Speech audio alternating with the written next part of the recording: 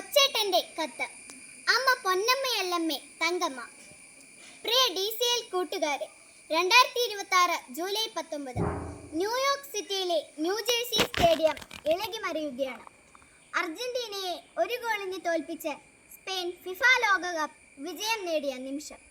Spain ടീമിൻ്റെയും ആരാധകരുടെയും വിജയാരവങ്ങൾക്കും അർജന്റീനയുടെയും Messi ഫാൻസിൻ്റെയും ആർത്തനാദങ്ങൾക്കുമിടയിലൂടെ തനിക്ക് കിട്ടിയ സ്വർണ്ണ മെഡലും കയ്യിലുയർത്തി ഗാലറിയിലേക്ക് നോക്കിക്കൊണ്ട് ഗ്രൗണ്ടിൻ്റെ അരികിലൂടെ ഒരാൾ ഓടുകയാണ്. അയാളുടെ പേരാണ് നിക്കോ വില്യംസ്. ആഫ്രിക്കൻ വംശജനായ സ്പാനിഷ് ഫുട്ബോൾ ടീം അംഗം. ഇക്കഴിഞ്ഞ ജൂലൈ 12-ന് 24-ാം പിറന്നാൾ ആഘോഷിച്ചവൻ. മകനെ എന്ന വിളിയുമായി ഗാലറിയിൽ നിന്നും ഇരു കൈകളും നീട്ടിനിന്ന മരിയ ആർത്തർ എന്ന അവൻ്റെ അമ്മയെ കണ്ടതും ഈറനണിഞ്ഞ മിഴികളോടെ നിക്കോ തൻ്റെ മെഡൽ അമ്മയുടെ കഴുത്തിൽ ചാർത്തി. ചുറ്റും പൊതിഞ്ഞ ചാനലുകളോടവൻ പറഞ്ഞു, കളിക്കളത്തിൽ എനിക്ക് വളരെ വേഗം ഓടാൻ കഴിയും, എന്നാൽ എനിക്ക് എൻ്റെ അമ്മയോളം വേഗത്തിൽ ഓടാനാവില്ല.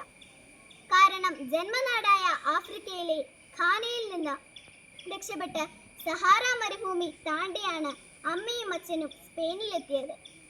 അതിനാൽ എൻ്റെ അമ്മയ്ക്കാണ് ഈ മെഡലിന് എന്നേക്കാളും അർഹത. പ്രിയ കൂട്ടുകാരെ, ലോകം കോരിത്തെരിച്ചു നിന്ന അനുപമ നിമിഷമാണിത്. നിക്കോ പറഞ്ഞത് സത്യമാണ്.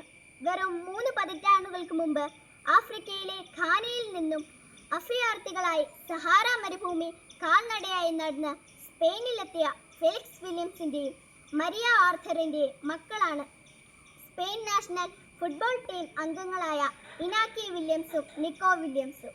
നിക്കോയുടെ കഥ കേട്ടപ്പോൾ ഘാനയിൽ നിന്ന് സഹാറ മരുഭൂമി വഴി സ്പെയിനിലെത്താനുള്ള ദൂരം ഗൂഗിൾ മാപ്പിലൂടെ കണ്ടെത്താൻ ശ്രമിച്ചു നോക്കി. 5700 മുതൽ 6000 കിലോമീറ്റർ ദൂരമാണ് ആ മാതാപിതാക്കൾ നടന്നത്. കാൽനടയായി നടന്നാൽ ഏകദേശം 130 മുതൽ 150 ദിവസങ്ങൾ നിർത്താതെ നടക്കണം ഈ ദൂരം പൂർത്തിയാവാൻ.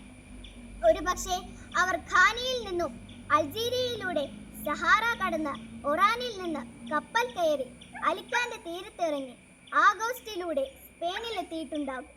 അല്ലെങ്കിൽ വെസ്റ്റ് സഹാറ വഴി നടന്ന് മൊറോക്കോ കടന്ന് ജിബ്രാൾട്ടർ കടലിടുക്കിലൂടെ സ്പെയിനിലെത്തിയിട്ടുണ്ടാകും.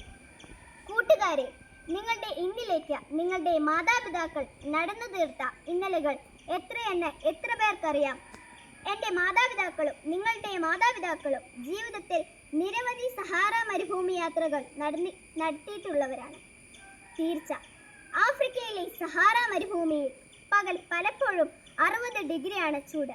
ചുട്ടുപൊള്ളുന്ന മണൽ പരപ്പിലൂടെ കൊടിയ വിശപ്പും ദാഹവും സഹിച്ച് എത്തിച്ചേരുന്ന ഖാനാൻ നാട്ടിൽ തേനും പാലും ഒഴുകണേയെന്ന് ഓരോ കിടപ്പിലും പ്രാർത്ഥിച്ച് വിയർത്തൊലിച്ച് നടന്നത് നിക്കോയുടെ മാതാപിതാക്കൾ മാത്രമല്ല, നമ്മുടെയും മാതാപിതാക്കളാണ്.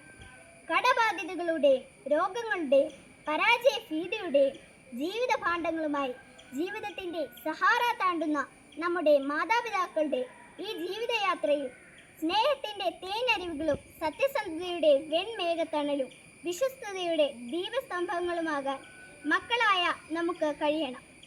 അവരുടെ അധ്വാനത്തിൻ്റെ അളവറിയണം. അവർ നമുക്കായി താണ്ടിയ സഹാറകളുടെ ദൂരമറിയണം.